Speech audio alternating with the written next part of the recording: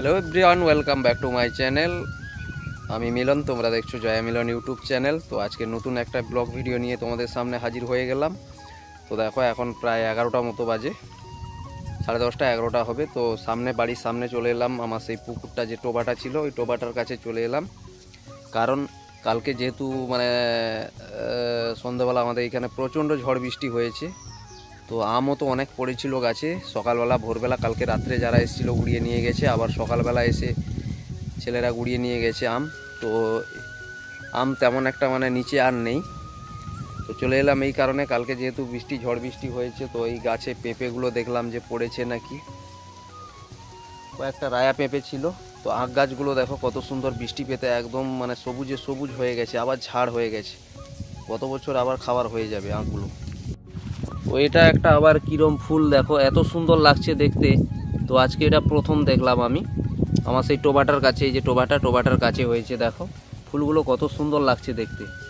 উপরে একটা কুলের মতো হয়েছে, আর এটা পাপড়িগুলো দেখো খুব মোটা মোটা, বেশ পাপড়িগুলো একদম বিটের মতো কালার, একদম ঝকঝকে। আর উপরে কুলটা দেখো একদম কালো হয়ে গেছে, পেকে যাওয়ার মতো। তো জানি না, এগুলো তো খাই না আমরা কোনো দিন। তো এগুলো কি কুল জানি না।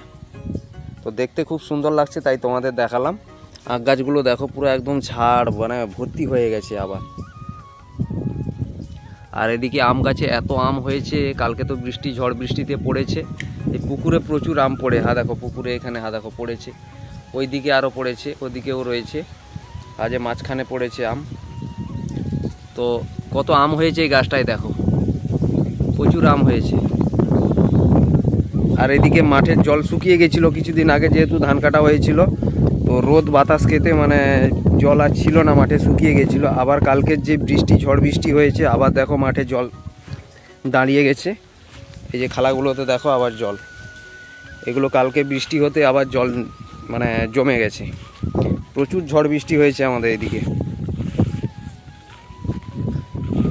আর এইখানে দেখো একটা নারকোল গাছ, এই যে ছোট একটা নারকোল গাছ ছিল, ওই পাহাটাও দেখো ডালটা ভেঙে দিয়েছে কালকে ঝড় বাতাসে। তো এটা যেহেতু ফাঁকায় প্রচণ্ড হাওয়া, আর হাওয়া দিচ্ছে, তো দেখতেই পাচ্ছ এত হাওয়া, দেখো গাছগুলো কীভাবে নড়ছে। ফাঁকা জায়গা তো আমাদের বাড়ির সামনে পুরো ফাঁকা। আর বাতাস ঝড়ের মতো বাতাস, দিনের বেলা কি সন্ধেবেলা কি, এত বাতাস হচ্ছে, দেখলেই বুঝতে পারবে। দেখো গাছের পাল্লাগুলো কীভাবে নড়ছে। আর ওইদিকে এই যে আমার ছেলে তো আম গাছের গোড়ায় গোড়ায় ঘুরে বেড়াচ্ছে টিউশন থেকে এসে। আর মাঠগুলো দেখো ধান কাটা হয়ে গেছে, একদম ফাঁকা ধুধু মাঠ, একদম কি বলবো, ধান আর নেই। আমাদের এদিকে চাকটা পুরো কাটা শেষ হয়ে গেছে। তো ওদিকে কোথাও না কোথাও আছে, তো ওগুলো কাটছে। আমাদের এগুলো পুরো কাটা হয়ে গেছে, একদম পরিষ্কার মাঠ, একদম ফাঁকা। কিছুদিন পরে এইগুলো থেকে, এই যে ধান দেখো, এই গাছ থেকে আবার গাছ বেরোচ্ছে, এই যে দেখো কচি কচিগুলো। তো এগুলোতেও ধান হয়ে যাবে, এগুলোতেও ধান হবে। তো তেমন একটা পুষ্টি হবে না, হয়তো একটু আগড়া ভাব থাকবে, কিন্তু এগুলো আর কাটা হয় না, ওইভাবে থেকে যায়। গরু টরু বেঁধে এগুলো সব খাইয়ে দিবে। আর বাতাস দেখো, আম বাগানে কত আম। তো সেদিনকে তো এইখানটায় ট্রাক্টর ফেসে গেছিলো, এই যে আমাদের বাড়ির সামনে এইখানে ধান নিয়ে যাচ্ছিলো, এইখানে ট্রাক্টর ফেসে গেছিলো। কাঠফাট দিয়ে এগুলো কি বলবো, তার দিয়ে টেনে, একটা ধান কাটা গাড়ি টেনে ওই ট্রাক্টরটাকে তুলেছে। তো মাঠের অবস্থা দেখো কেমন হয়েছে, দেখো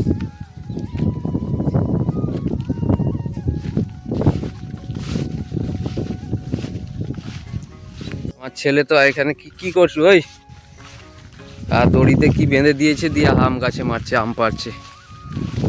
কি বদমাইশ, কি বলবো। এই যে দেখো আম গাছে আম কত। তো বন্ধুরা কত আম হয়েছে দেখো গাছে, তোমাদের দেখাচ্ছি। আম দেখো প্রচণ্ড আম হয়েছে, পাতার ভেতরে টেতরে দেখতে পাওয়া যাচ্ছে না ঠিক মতো, ক্যামেরায় এতটা আসছে না, কিন্তু আম এদিকে দেখো পুরো গাছে দেখো ভর্তি, একদম পুরো ডালগুলোতে আম ভর্তি, প্রত্যেকটা গাছে এত আম হয়েছে। এদিকের আমগুলো দেখো, পাতার ভেতরে কত আম হয়েছে, প্রচুর আম হয়েছে, বলা যাবে না এত আম হয়েছে প্রত্যেকটা গাছে। আর এগুলো আর কিছুদিন পরে পাকবে, পাকবে যখন এত আম পড়বে, গুড়ানো যাবে না, এত আম পুরো গাছে দেখো। ওইদিকে এদিকে পুরো ভর্তি একদম আম, সব বড় বড় এগুলো পুরনো আম গাছ। অনেক দিনের আম গাছ এগুলো, তো প্রচুর আম হয়েছে। আর এটা তো সেই আমাদের বাড়ির সামনে একদম, আর বাতাস এইখানে একদম কি বলবো, ঢিঢি বাতাস দিচ্ছে। আর আমাদের এইখানটায় দেখো আম গাছের পাশে একটা জবা ফুল গাছে কত জবা ফুল হয়েছে, মানে পুজো তো সবাই তো প্রায় মানে পুজো করতে ফুল তুলে নিয়ে গেছে, তা বাদেও কত ফুল দেখো, প্রচুর ফুল হয়েছে। আর এই সময়টা বিশেষ করে গ্রীষ্মকালটায় প্রচুর ফুল হয় জবা ফুল। আর ওইখানটা একটা বেল গাছ রয়েছে, এটাতে কম বেল হয়েছে যেহেতু ছোট গাছ এটা।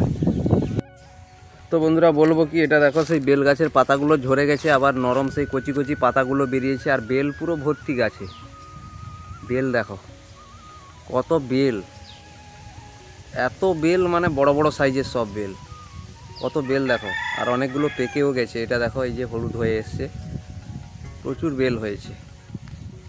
আর কালকে সেই মিষ্টি গাছের আম ঝড় বাতাসে কয়েকটা হয়েছিল, পড়েছিল ওই পুকুরে, তো আজকে সেগুলো কুড়িয়ে নিয়ে গেছি 5-6টা মতো। কালকে রাত্রে এসে আমার জেঠুর ছেলেরা নিয়ে গেছে, সকালবেলা অনেকে এসে গুড়িয়ে নিয়ে গেছে, তো কয়েকটা ছিল সকালবেলা সেগুলো তুলেছি। এতটাই মিষ্টি বলা যাবে না। আর ওখানে একটা বেল গাছ আছে দেখো, এটা একটা বেল গাছ, এটা তো তোমাদেরকে দেখালাম কত বেল, মানে ভর্তি হয়ে গেছে পুরো বেল, বেল আর বেল, পাতা নেই। ওদিকে একটা বেল গাছ দেখো, ওটাতেও বেল হয়েছে দেখো, প্রচুর বেল হয়েছে দেখো, বেল কত বেল দেখো, বেল ভর্তি। ওটা আমাদের বাইরে, আর এটা আমাদের জেঠুদের ঘরে গাছ, এখানে তো কেউ নেই, সব পালিয়ে গেছে। বেল দেখো, বেলগুলো তখন বোঝা যাচ্ছিল না পাতা ছিল বলে, প্রচুর বেল, এত বেল মানে কি বলবো, বলা যাবে না, এত বেল হয়েছে, সব বড় বড়। তো এই খেজুর গাছটাতে দেখো কত খেজুর কুল হয়েছে, মানে জুম করে দেখাচ্ছি তোমাদের, ওইদিকে কাঁধিগুলো দেখা যাচ্ছে, এদিকেও কাঁধি রয়েছে, প্রচুর খেজুর কুল হয়েছে ভেতরে। মানে পাতার জন্য বুঝতে পারছি, মানে ঠিক মতো দেখা যাচ্ছে না, দেখলে বুঝতে পারবে, চারিদিকে এরকম ঝুলেছে খেজুর, এত খেজুর কুল খুব বড় বড় হয়ে গেছে, এগুলো পাকবে একটু দেরি হবে। তো এটা আমাদের এই রান্নাঘরের সাইডটায়, এই দিকটায়। তো আর একটা গাছে ওখানে হয়েছে, ওই যে ওটাতে লতা পাতা পুরো একদম চেপে গেছিলো, যার জন্য ওটাতে বেশি হয়নি, এইটাতে ভর্তি হয়ে গেছে। তো এটা খেজা কুল, একদম কি বলবো, মানে খেজা কুল, এটা এটা খেতে খুব সুন্দর লাগে, মানে কুলটা পুরো পেকে গেলে, যখন পেকে যায় তখন মানে কি বলবো, ঘাঁটা ঘাঁটা হয়ে যায় না, একদম শক্ত টাইপের খেজা, খুব সুন্দর লাগে খেতে। ওদিকেও ওইখানে বাগানে একটাও খেজুর গাছ আছে, ওখানেও কুল হয়।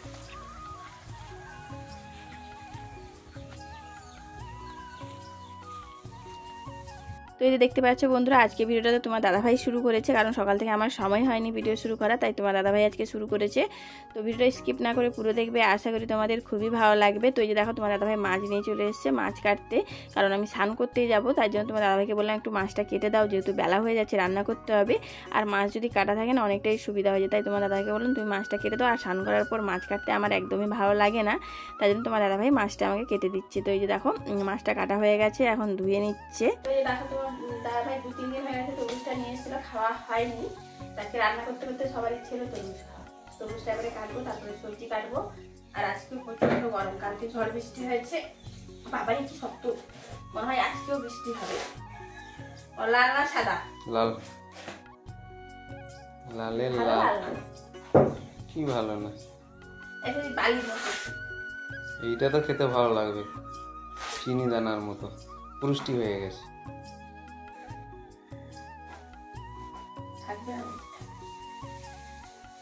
তো এতে দেখো তরমুজটা কেটে নিয়েছি, যেহেতু সবাই তরমুজ খাবে বললো, অনেকদিন ধরে নিয়ে এসছে আর খাওয়া হচ্ছিল না। তরমুজটা বেশ সুন্দর লাল দেখো, আর প্রচুর মিষ্টি তরমুজ। এখন তো তরমুজ খেতে বেশ ভালোই লাগে, কারণ গরমের সময় তো বেশ ঠান্ডা ঠান্ডা তরমুজ খাবে, বেশ আরাম লাগে খেতে, আমার বেশ ভালোই লাগে জানো তো তরমুজ খেতে গরমের সময়। তাই তরমুজটা ভাবলাম রান্নার আগে একটু তরমুজটা কাটি আর খাওয়াও হোক, তারপরে রান্না বান্না হবে, রান্না তো প্রত্যেক দিনই চলতেই থাকে তাই না। তো এইদিকে দেখো তরমুজটা আমি কেটে নিয়েছি, আর অর্ধেকটা রেখে দিলাম, অর্ধেকটাই কাটছি, তিনজনে যেহেতু খাবো। তরমুজ কি বলবো, ও তাই মিষ্টি, পুরো দানা দানা, এটা অত্যাধিক পুষ্টি হয়ে গেছে।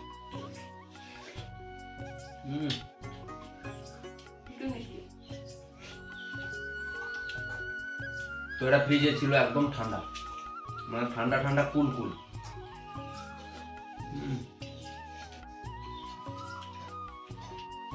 সত্যি কথা গরমের দিনে ঠান্ডা জিনিস খেতে খুব মজা লাগে।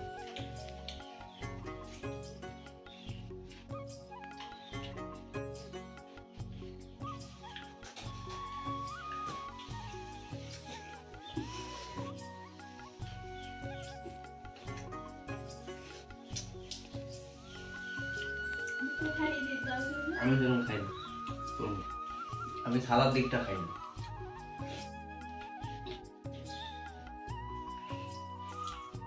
এই যে দেখো লতি নিয়ে এসছে, লতি খেতে ভালো কিন্তু ছাড়াতে অনেকটাই দেরি।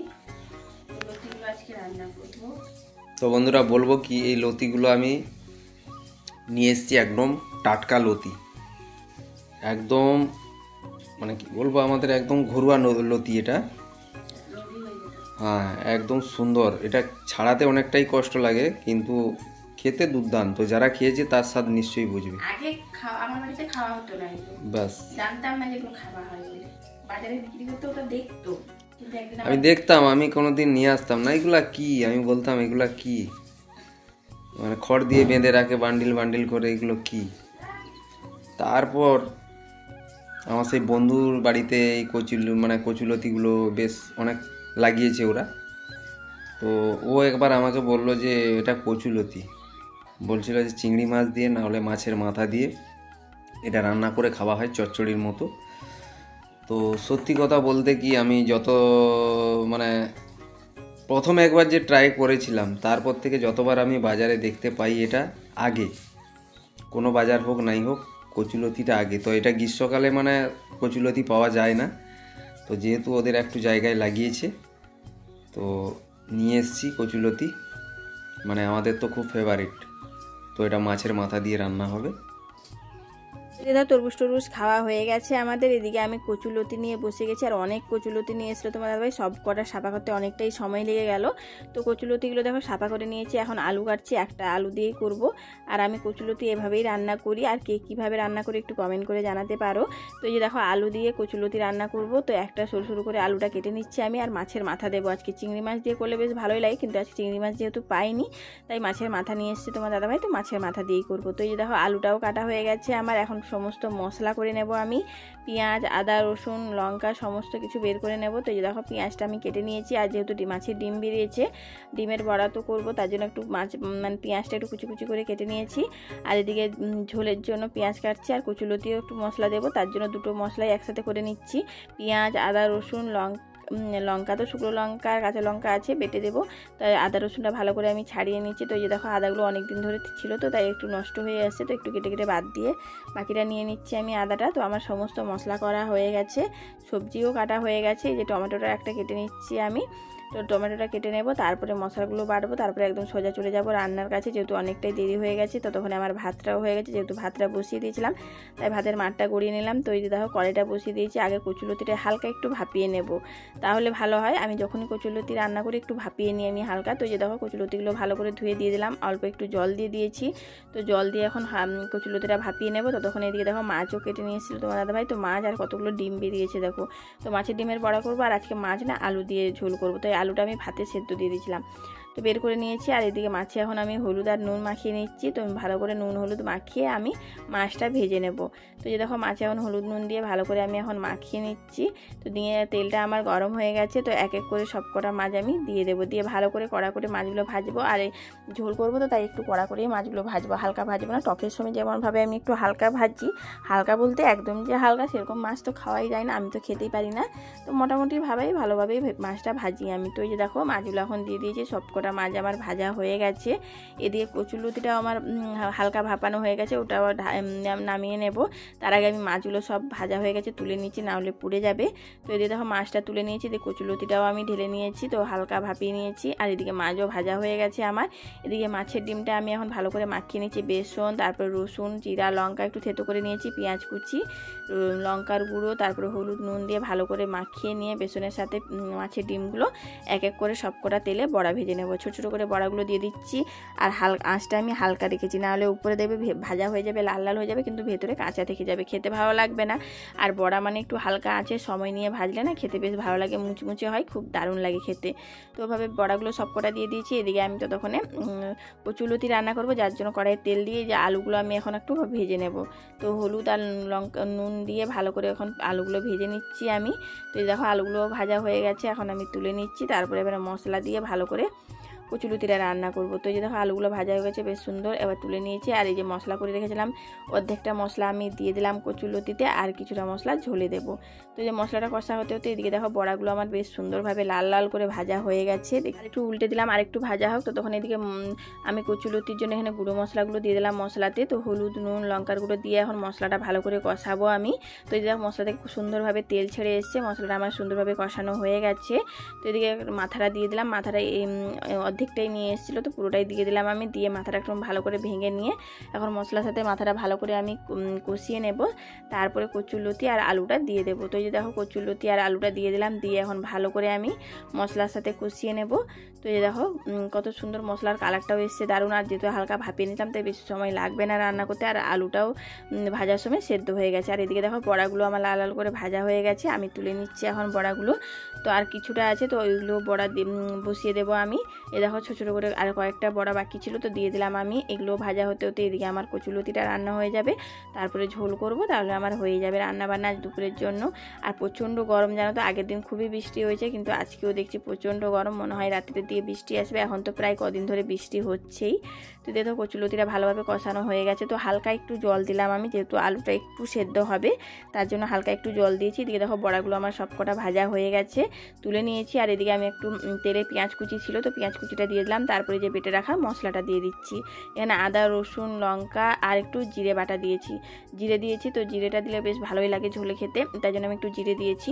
তো জিরে দিয়ে এখন গুঁড়ো মশলা নুন লঙ্কার গুঁড়ো হলুদ গুঁড়ো সমস্ত গুঁড়ো মশলা দিয়ে এখন মশলাটা ভালো করে কষিয়ে নেব। যেহেতু শুকনো লঙ্কা বেটেছি তাই অল্প একটু লঙ্কার গুঁড়ো দিলাম। তো এদিকে দেখো সেদ্ধ করে রাখা আলুটা এখন ভালো করে ছোটো ছোটো করে কেটে নিয়েছিলাম, দিয়ে এখন ভালো করে মশলাটা আমি কষিয়ে নিয়েছি। আর এদিকে আমার হয়ে গেছে কচুলতি, তো একটু গরম মশলা দিয়ে ভালো করে নেড়ে নিয়েছি। তো এবারে কচুলতিটা আমার হয়ে গেছে। তো যে যখন আমি নিজে পুরো মাখা মাখা করেছি, বেশ ভালো লাগে এভাবে রান্না করলে, খেতে জানো তো দারুণ লাগে। আর আমার বাড়ির সবাই তো কচুলতি বেশ পছন্দ করে, বিশেষ করে তোমার দাদা ভাই, যার জন্য বাজারে গেলে কচুলতি পাওয়া মানে ও নিয়ে আসে। আর এদিকে দেখো আমার আলুর ঝোলটাও মোটামুটি কষানো হয়ে গেছে আলুটা মশলা দিয়ে। তো এখন জল দিয়ে দিচ্ছি পরিমাণ, তো ঝোল ফুটে গেছে, এখন দিয়ে দিচ্ছি মাছগুলো। তো এক এক করে সব কটা মাছ দিয়ে দেবো, দিয়ে ভালো করে ফুটিয়ে নেব ঝোলটা আমি। তো যে দেখো ঝোলটা আমার ফুটে গেছে, হয়েই গেছে। তো এখন গরম মশলা দিয়ে দিলাম পরিমাণ মতো, দিয়ে এখন ভালো করে নেড়ে নিয়েছি। তো এখন আমার ঝোল হয়ে গেছে, তো এই যে দেখো নামিয়ে নিচ্ছি। তো আজকের জন্য দুপুরে রান্না বান্না আমার পুরো কমপ্লিট। তো এই যে দেখো ঝোলটা আমার হয়ে গেছে, আর কালারটাও দারুণ এসছে। আর এদিকে সবাই স্নান করে চলে এসছে, খাবার দাবার বেড়ে নিয়েছি, মাছের বড়া, মাছের ডিমের বড়া আর কচুরলতি, আর করেছি আমি মাছের ঝোল। আর আজকে পটল দিলাম না, জাস্ট শুধু আলু দিয়ে মাছের ঝোল করেছি, খেতে দারুণ হয়েছিল, দুর্দান্ত হয়েছিল। তো বন্ধুরা আজকে বলবো কি, মানে আমাদের একদম ফেভারিট একটা সবজি রান্না হয়েছে, যেটা হচ্ছে কচুলতি। আচ্ছা, কচুলতি হয়েছে মাছের মাথা দিয়ে, রুই মাছ, বড় রুই মাছ কেনা ছিল, রুই মাছের মাথা দিয়ে কচুলতি করেছে। চিংড়ি মাছ দিয়ে করলেও ভালো হয়, বড় মাছের যদি মাথা দিয়ে করা যায় ওতেও কিন্তু ভালো লাগে খেতে। আচ্ছা, আর এখানে বেসন দিয়ে মাছের ডিম বড়া করেছি, মাছের ডিমের বড়া, আর মাছের ঝোল এখানে আলু দিয়ে, রুই মাছ। খাওয়া যাক, গরম তো খুব, মানে কি বলবো, কালকে থেকে প্রচুর গরম। কালকেও যেভাবে মানে গরম ছিল, কালকে ঝড় বৃষ্টি হয়েছে, আজকেও আশা করি হবে, যেন কাল বৈশাখী মানে হওয়ার তো এখনই দেখবে আকাশ পরিষ্কার, মানে বলতে না বলতে, ঘুরে তাকাতে না তাকাতে কালো হাড়ির মতো নেই। কালকে 8টা সাড়ে 8টা দিকে ঝড় আরম্ভ হয়েছে, ঝড় বৃষ্টি, কারেন্ট কাল সারা রাত নেই, আর সকালে 10টার সময় এসছে। আজকে যদি যাবে এই একই অবস্থা। তো এদিকে দেখো খাওয়া দাওয়া কমপ্লিট, এঁঠো বাসনগুলো নিয়ে পুকুর পাড়ে চলে এসেছি আমি বাসনগুলো ধোয়ার জন্য। তো এই যে বাসনগুলো এক করে সবকটা মেজে নিচ্ছি, ধুয়ে নেব। তো আজকের জন্য ভিডিওটা এই পর্যন্ত। যদি তোমাদের আমার ভিডিওগুলো ভালো লাগে তাহলে প্লিজ একটু লাইক করে দিও, বেশি বেশি করে বন্ধুদের সাথে আমার ভিডিওগুলো শেয়ার করো। আর কেমন হয়েছে কমেন্ট করে জানাতে একদমই ভুলবে না। আর যারা নতুন আছে প্লিজ চ্যানেলটাকে সাবস্ক্রাইব করে দিয়ে আমাদের পাশে থাকো। যা অনেকে ভিডিও দেখছো কিন্তু সাবস্ক্রাইব করছো না, তো প্লিজ বন্ধুরা আমাদের চ্যানেলটাকে সাবস্ক্রাইব করে দিয়ে আমাদের পাশে থাকো। তো দেখা হচ্ছে নেক্সট ব্লগে। তো তখন সবাই ভালো থাকবেন, সুস্থ থাকবেন। ধন্যবাদ।